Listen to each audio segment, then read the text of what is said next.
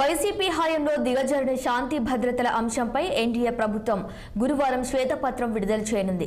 మధ్యాహ్నం 3 గంటలకు సచివాలయంలో ముఖ్యమంత్రి చంద్రబాబు ఈ శ్వేతపత్రాన్ని విడుదల చేయనున్నారు. గత ప్రభుత్వ హయాంలో జరిగిన ఆకృత్యాలు, అరాచకాలు, అణిచివేతలు, అక్రమ కేసులు, బాధితులపైనే రివర్స్ కేసులు పెట్టడం తదితర అంశాలను దానిలో వివరించనున్నారు.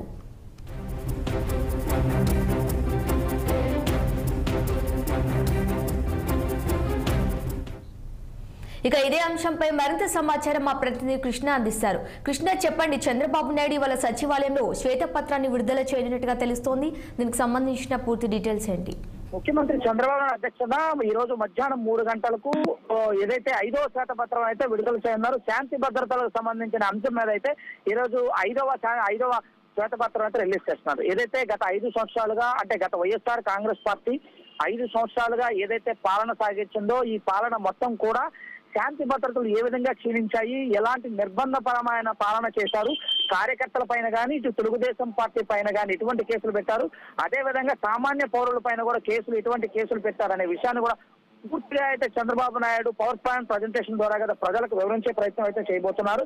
ఇదే కాకుండా ఏదైతే కోడికత్తి శ్రీను కానీ ఆ కేసుకు సంబంధించి కానీ అదే విధంగా ఏదైతే తెలుగుదేశం పార్టీ గతంలో జరిగినటువంటి దాడులు కానీ తెలుగుదేశం పార్టీ కార్యాలయాల పైన కానీ కార్యకర్తల పైన దాడులు కానీ అదే విధంగా ఆంధ్రప్రదేశ్ లో జరిగినటువంటి బాలికల కనపడకుండా పోవటం, వీటి వెనక ఉన్న అదృశ్య శక్తుల్ని 5 ఏళ్లు కూడా పట్టించుకోకపోవటం, ఇలాంటి విషయాలు.